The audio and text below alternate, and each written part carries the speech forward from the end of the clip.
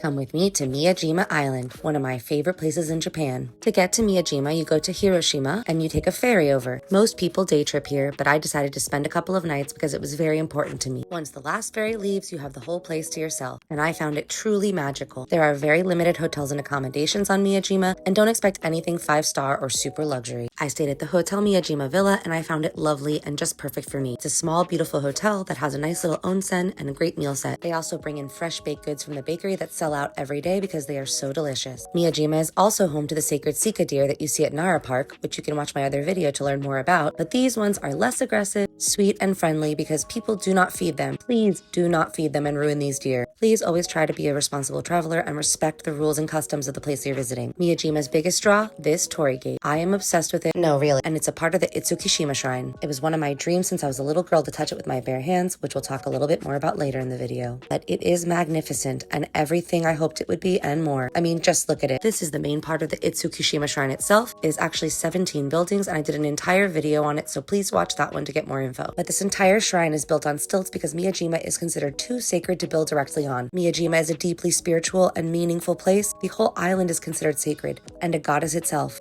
This torii gate and temple are dedicated to the 3 daughters of the god of sea and storms. It's a Shinto temple, and this temple itself dates back to the 1100s, while the first torii gate on this island dates back a little earlier. Fun fact, there are no births or deaths recorded here or allowed to be recorded here. In fact, if you are sick or near your due date as a pregnant woman, you are not allowed to enter, to keep this place as sacred and pure as possible. The temple grounds are vast and include many shrines and things to see and explore, including a tiny museum and this 2-tiered pagoda. There's also a 5-tiered pagoda on the property I will show you later. Just like Nara, the deer are everywhere, and they are so cute. Everything on Miyajima is beautiful, but I happened to go during sakura season, and I have to say that it was one of the most beautiful things I've ever seen. Everything was in full bloom, and the flowers were just gorgeous everywhere. I mean, truly, come on. It was like a postcard. If you have the chance to go during sakura season, enjoy, but also know that it will be very crowded during the days, and if you only day trip, it will be very crowded all the time. Because Miyajima itself isn't a secret. Everyone knows it's beautiful. The secret really is staying here, because nobody does that. Miyajima is famous for grilled oysters, and it smells like it in all the main areas. It was not my favorite smell, to be honest. I loved this restaurant so much that I came back twice. There are very few dining options here, and reservations are required for anything that has small seating, especially if the ferries are still running. This is the 5-story pagoda I told you about earlier. It was perfect.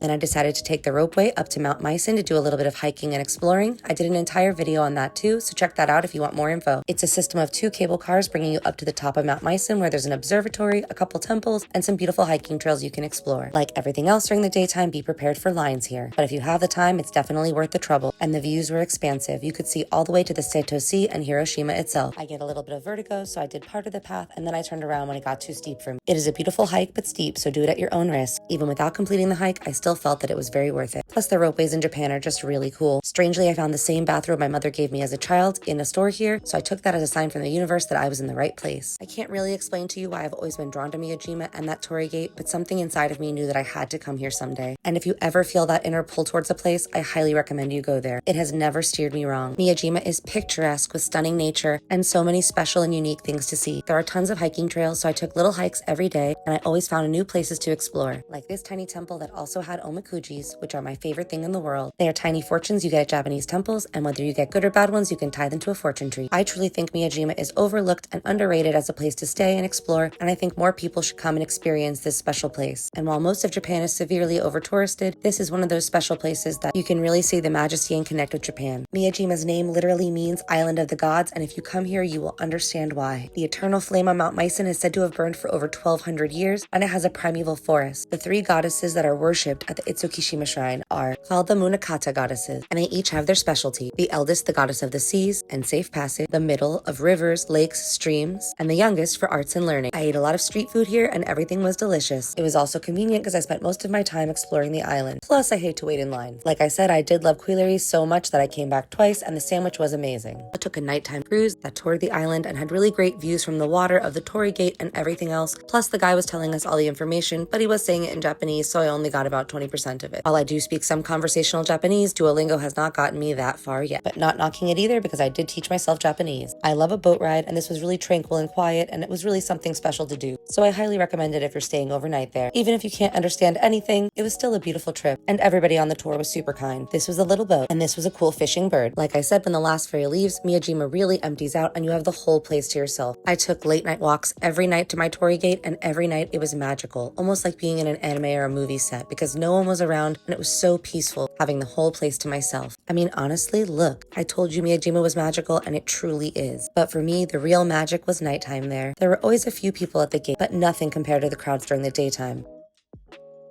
So you can actually walk right up to the gate itself and touch it.